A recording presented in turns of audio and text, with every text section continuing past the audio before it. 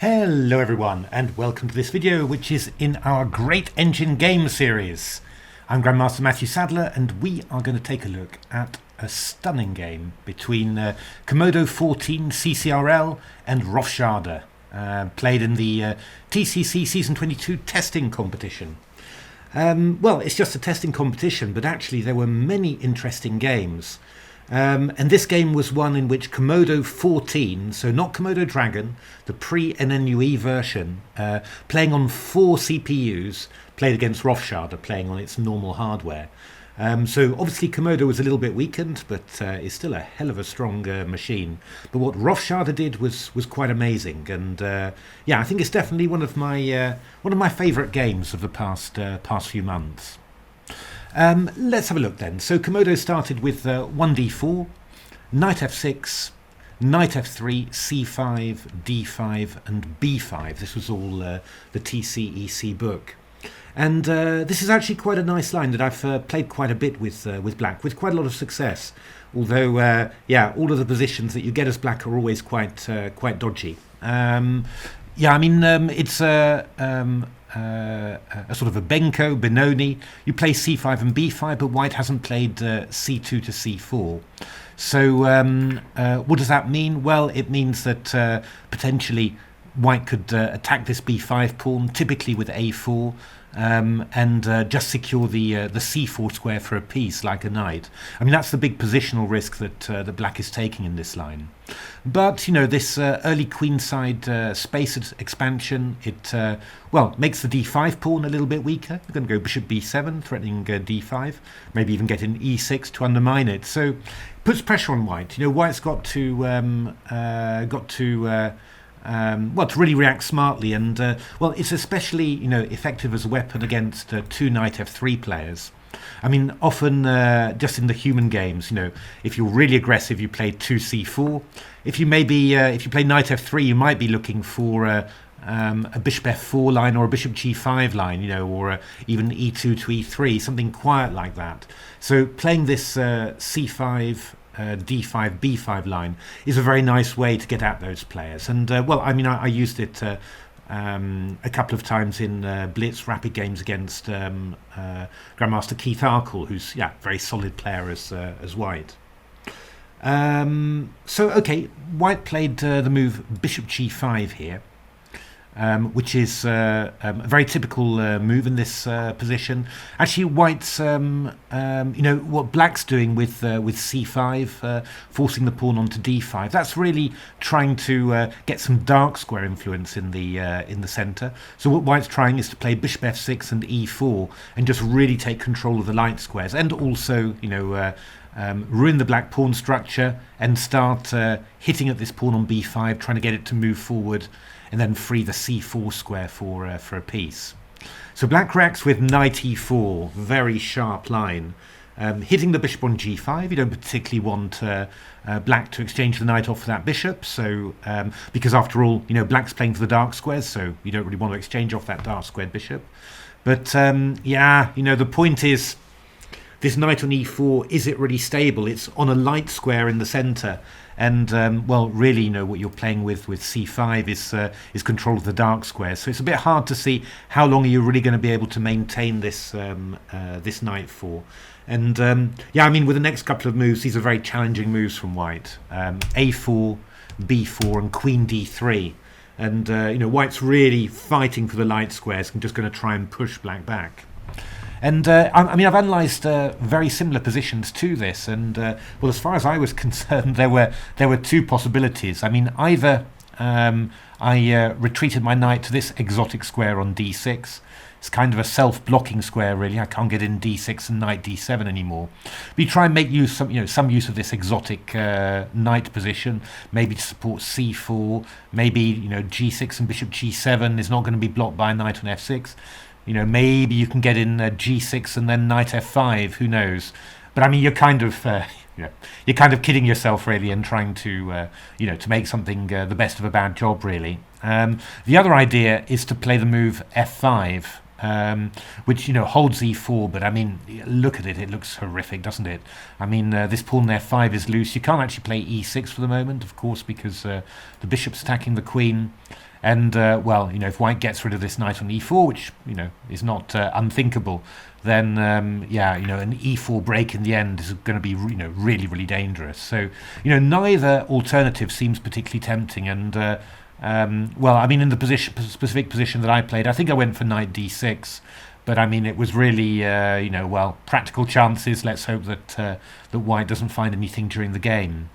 What rofChade comes up with, I've never thought of, and it's an amazing idea. But and actually, it's an idea that's found, also by Komodo Dragon and Stockfish. So it's really an NNUE type of move, I think. And the move is g5. Wow, what an idea. I mean, this is really hyperactive, I think you'd call it, and Basmanic. I mean, this is exactly what Basman would do. What's the idea?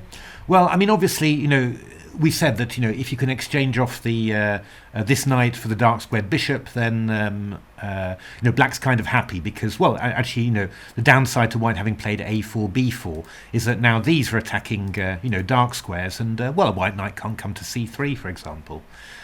So I mean, you'd be very happy to for this to happen. G takes h4, I don't know, knight h4, and then who knows, bishop g7, maybe something like this. Well, bishop g7, I'm not so sure. Knight f5 is coming in, but something maybe d6 like this. Just you'd be in general quite happy for this, and you'd sort of assume that you've got compensation for the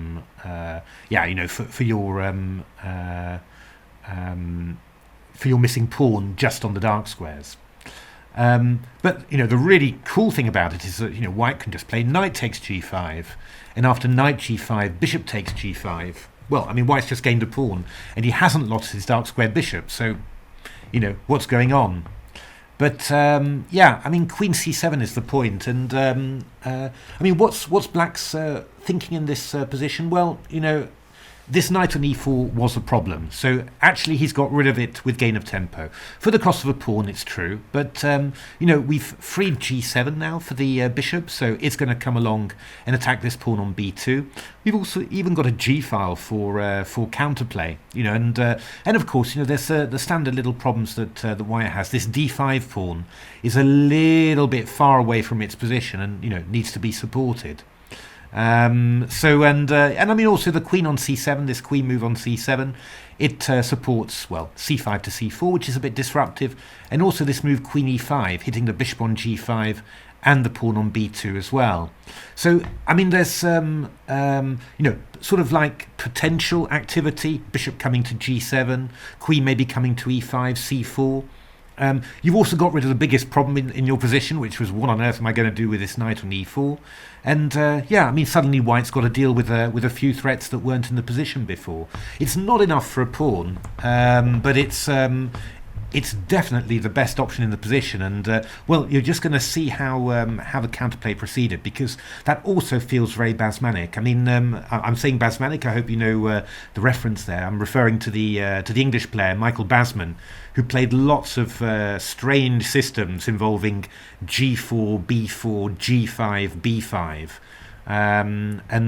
Yeah, I mean, a very big name in British chess. But he often did things like this, just sacrificing a pawn, and then simply with general activity, really weaving that into a winning position. Well worth seeing some of his best games if you're not aware of this player, because he really is amazing, Michael Basman.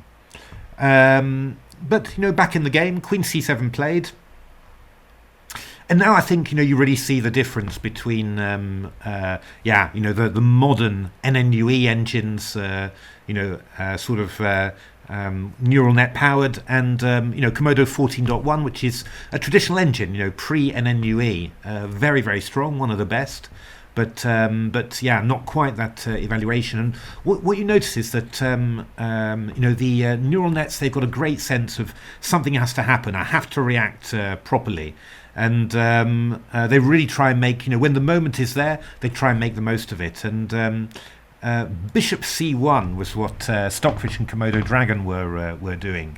which is a gorgeous idea. I mean, it avoids what White's doing. White's avoiding this queen e5 threat, preparing actually as well for bishop g7, attacking b2. You're already defending it, and what you're actually intending to do is to play e4. So don't put a pawn on c4, just play e4, and then you're just going to get this square for your knight. Just play e4, knight d2 to c4, develop the kingside, and you've just got a completely winning position.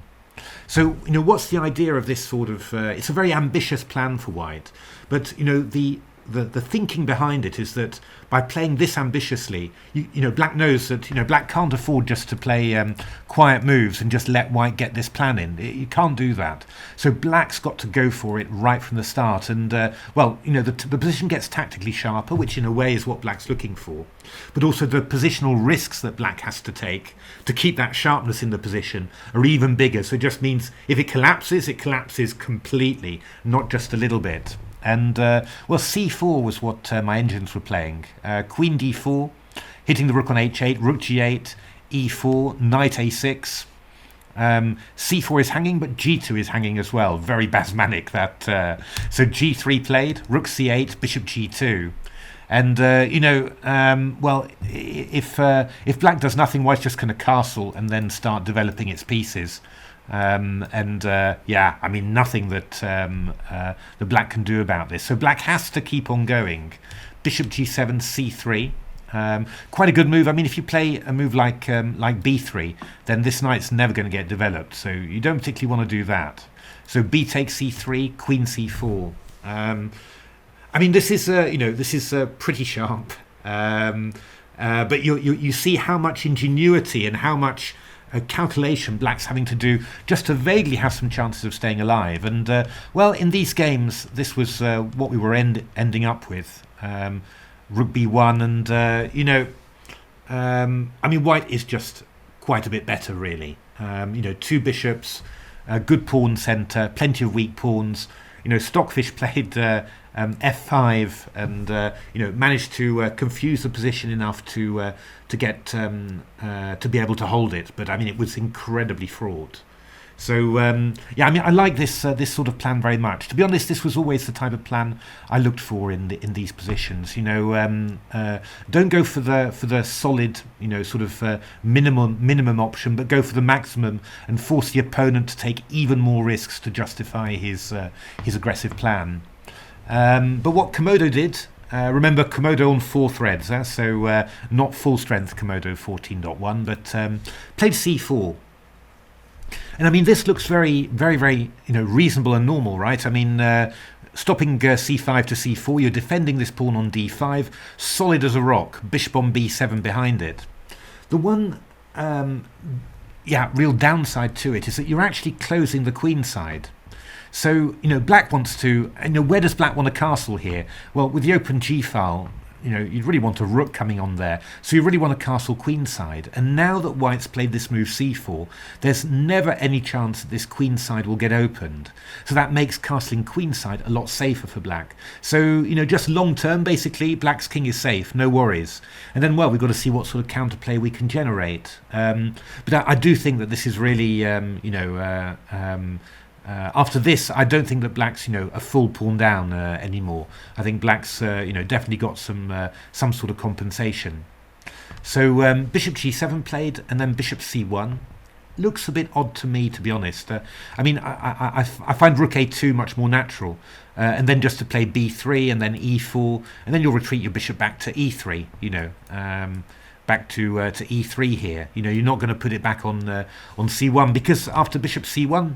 How are you getting this rook developed? The only thing I can imagine is that you'll go, rook a2 and then b3 later. So seems a bit strange to me that line. But anyway, bishop c1 played. It's it's a decent move. d6 from Black.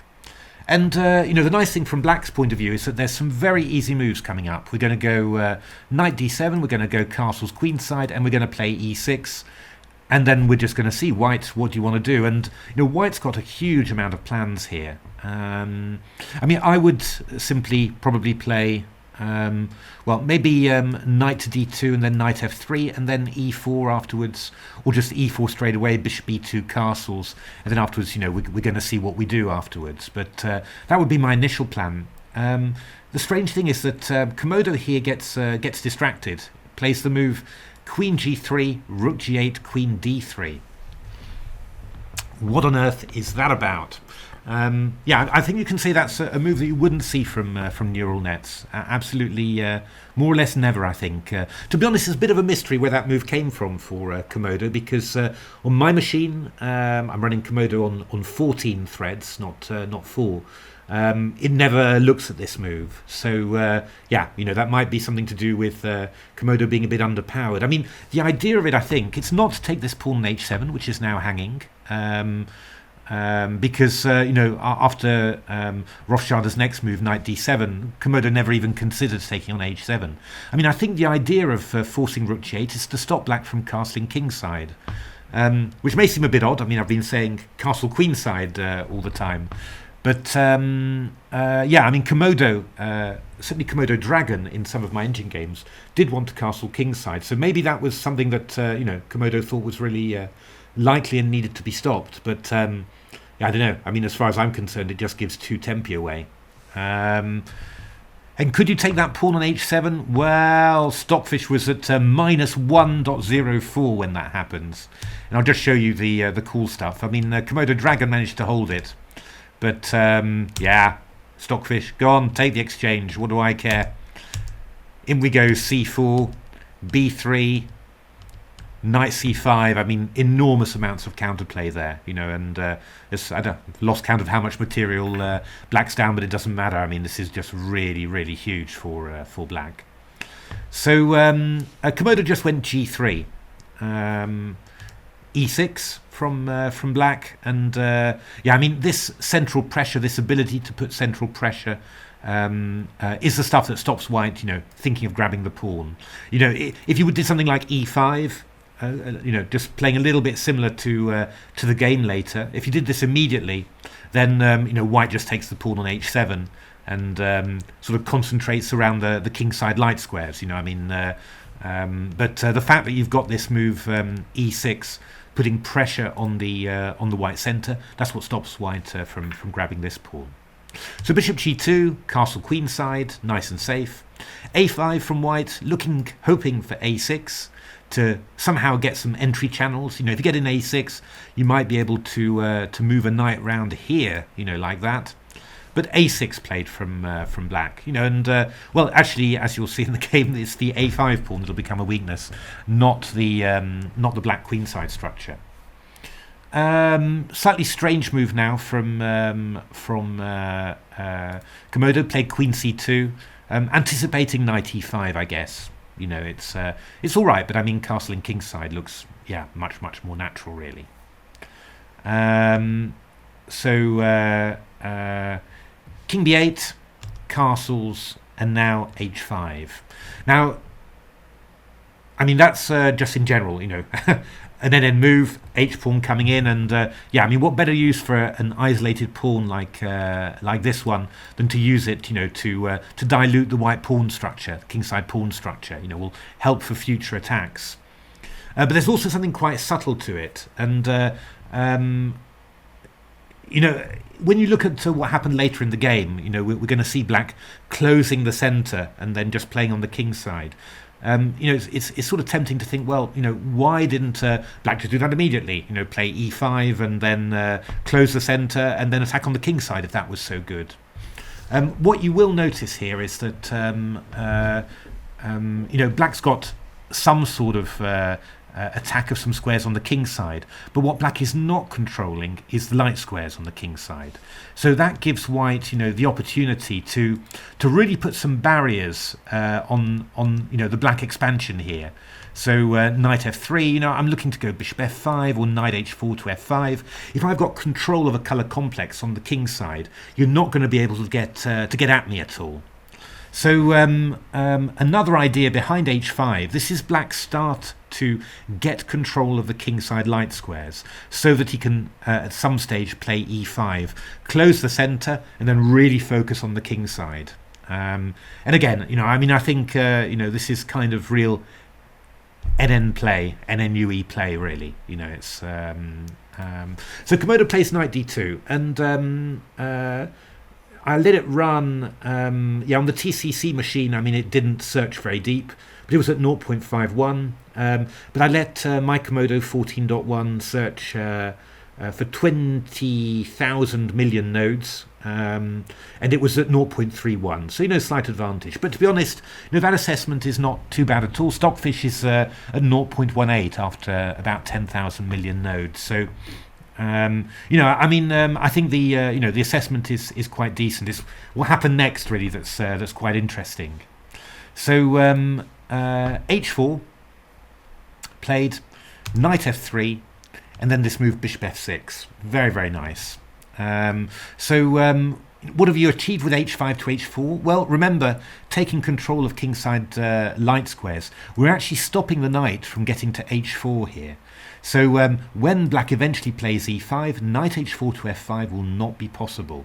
So already that's, you're loosening white's grip on those kingside light squares. I mean, what would I do in this position if I've got some good sense of danger? I think the human idea would be to play takes and bishop f4. So just open up the center, make sure that you're not getting completely into a closed center position, and then you've got some pressure against these as well. I mean, it's nothing special for white anymore.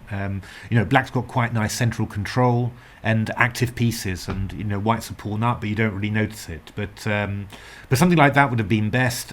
Stockfish was looking at of course at something very specific like this, really. Which is fair enough. I mean, the idea is actually to play bishop f4 and put the bishop on g3 then to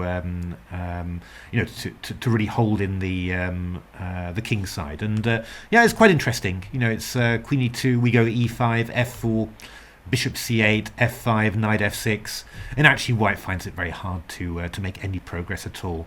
This pawn's a bit weak, this one here, this pressure along the g file, very hard to make any progress at all.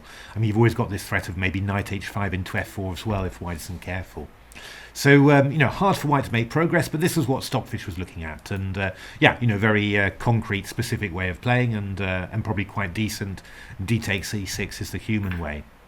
But what Komodo started to do, Komodo really started to drift. So he played bishop f4, and after knight f8, natural move is e4 here. Would have been quite reasonable as well. But Komodo played queen d2, and this is the move that it switches to. If you let it analyze for long enough, in actual fact. Although if you let it analyze for something like it was at 12,000 million nodes, then it goes back to e4, and gives an evaluation of 0.00. So it's clear that Komodo is capable of sorting out these problems, but it needs a lot of calculation in order to be able to do it. Quite a bit of time. What is wrong with this move, queen d2? Well, actually, the point is that we were talking about how black was really trying to get control of the kingside light square so that white wouldn't be able to put any sort of barrier on there. And well, actually, black's ready now. Black's completely ready. And the funny thing is that Komodo was only expecting lines like e takes d5, or it was expecting black to play around, then it would get the chance to play d takes e6 and open up the center. Never properly considers this move e5, bishop h6, and now bishop c8. Doesn't consider it at all. But now, actually, rofChade, Stockfish, they're already at at -1. They really consider now that black has got a huge advantage. And what is the what's the point? Well, on the queen side, what's white going to do? Nothing. Actually, the only thing that could happen is that white loses this a5 pawn. In the center, nothing doing. So, okay, it's all going to happen on the king side. But actually, on the king side, if you look, this pawn's on e5, this one's on h4, we're covering this, we've got an open g file. You start thinking, hey, wait a minute, I'm not the one with the strength on the king side, it's black. Yeah, I mean, it's and it's not just a little advantage. It's actually going to turn out to be a huge advantage. So e4, knight h7, and rofChade really starts organising its pieces here. Yeah, I mean, there are various ways to do this. I mean, when I played engine matches between Dragon and Stockfish in particular, with Stockfish as black, Stockfish was taking its time, trying various ways of advancing, but advance it did, and it was scoring a lot of wins, even against Komodo Dragon here as black. So I think it shows the seriousness of the position. But rook g6, bishop d2, and rook dg8, and yeah, it's quite funny. I mean, looking at my own assessment of the position, I mean, when I saw this game, I was sort of thinking, well, pretty clear that White's, really messed around a little bit, played all sorts of weird moves. The Queen's made all sorts of strange moves. This Bishop's gone all over the place. I can't see how White can do anything to exploit its extra pawn. So I was sort of thinking, well, I mean, actually, Black could even just wait and do nothing. And funnily enough, that's actually what Komodo 14.1 was thinking. So it was coming up with these lines where Black repeats, goes bishop f6 to d8 for no particular reason, and it's a 0.00 evaluation. But yeah, I mean, actually, the NNUEs, the neural nets, they're all thinking, yeah, this is not just equal. This is just way, way better for Black. Because Black's got all the potential, right? I mean, it's very unlikely that with all this pressure against g3, White could ever play the move f4, which is what he really needs. But yeah, I mean, Black's got ideas like f5, or yeah, I don't know, maybe even some piece sacrifices somewhere around here. So all of the potential is for Black. But still, it was really impressive to see how Black made something of this. Yeah, I mean, I think what I like so much about this game is that I think it really shows the difference between the NNUEs and and what came before them. The traditional engines, and what did well, the revolution first of all with AlphaZero, and then LilaZero, and then introduction of NNUE technology into Stockfish, and now the rest of the engines. What did that bring? It really brought this this understanding of manoeuvring potential on the wing in block center positions, and the traditional engines found that really difficult. And the NNUEs, it's not that they find it difficult. They don't even need much calculation. It's just boom, the evaluation is just spot on, and that's really impressive, and actually something I think that we can really learn from as human players. Because it's just very important. I mean, in this particular case, if you analyze this with Komodo 14.1, you say, oh, okay, it's just a draw. You analyze it from the Black, with a modern engine, and it's a total win for Black. It makes a big difference. So rook fe1 played by Komodo. It's not really doing it for me. Knight e1 was Stockfish's idea, and I like this idea very much. The idea is it's going to take quite a while, but we're going to try and bring the knight into f5, and just put a barrier somewhere a little bit ahead, to the Black attack. Rook fe1 is very much all right. Well, I can't put any barriers in the way, so I'm just going to sit where I am, and you're just going to come towards me, which is well, a lot more scary, I think. Bishop d8 played by rofChade, a very nice idea. b3. Looks a little bit odd, but actually it's intending to allow rook a2 and the lateral defense of the position with rook a2, so it's probably a decent idea. And now rofChade does something interesting, something which, to be honest, looked completely wrong to me, and I guess that I'm sort of right about that. rofChade took on g3, and that really does feel wrong. I mean, first of all, you're giving up the possibility of playing a move like h3, for example, which, in combination with f5 can be quite a nice plan. Secondly, after h takes g3, f takes g3, well, somehow White seems to have, better chances of getting some counterplay on the f-file, whereas he didn't have that before at all. And indeed, when you put this onto Stockfish, Komodo, Dragon, they all say straight away, oh, 0.00. This has really thrown away Black's advantage. But yeah, rofChade has a great idea behind it, only it's just not quite precise enough. If you put these games on Stockfish and Komodo Dragon and let them go at it, they take their time before implementing the plan that rofChade implements. They clearly see then that you can't do it immediately, but they go around the houses a little bit, as the Dutch say, before actually implementing the plan. But the plan that rofChade plays, that's the one that they really want to play most of all. So let's have a look at this. FG and then rook g4. This is a great little move. What's the idea? Well, actually, rofChade's idea is to play the knight f6 to h5, and it's just going to sacrifice on g3. It's just going to clear away this pawn barrier. It's already been diluted by this h pawn, and it's just seeing already that this would just be completely winning. And what rofChade didn't want was to play knight f6 and allow knight h4. And then knight to f5. By playing rook g4, we sort of get ahead of that knight h4 move. But yeah, that knight h4 move, that is the key to White's defense. So actually, the move that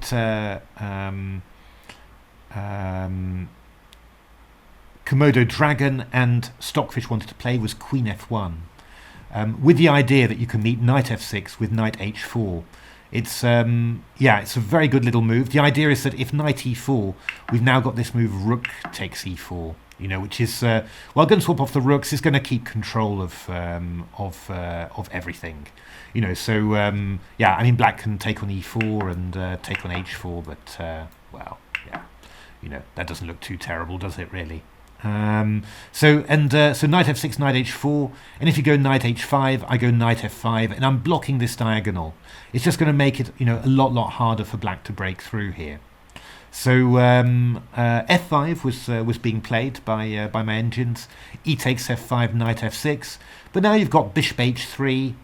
Rook 4 g7, rook a2, and black's still got quite a bit of play, but somehow you've managed to push black back a little bit, and you've also got picked up your own trumps as well. Black's had to give up a second pawn, even to get things moving. So queen f1 was a very nice idea. Komodo, didn't really understand it, and it even at 18,000 million nodes, it was still wanting to play this move bishop c1, but it was starting to see that there was a problem. It got to minus 0.92 for white. But what happens here? rofChade plays knight f6, attacking the pawn on e4, queen d3, and now boom, knight h5, in we go.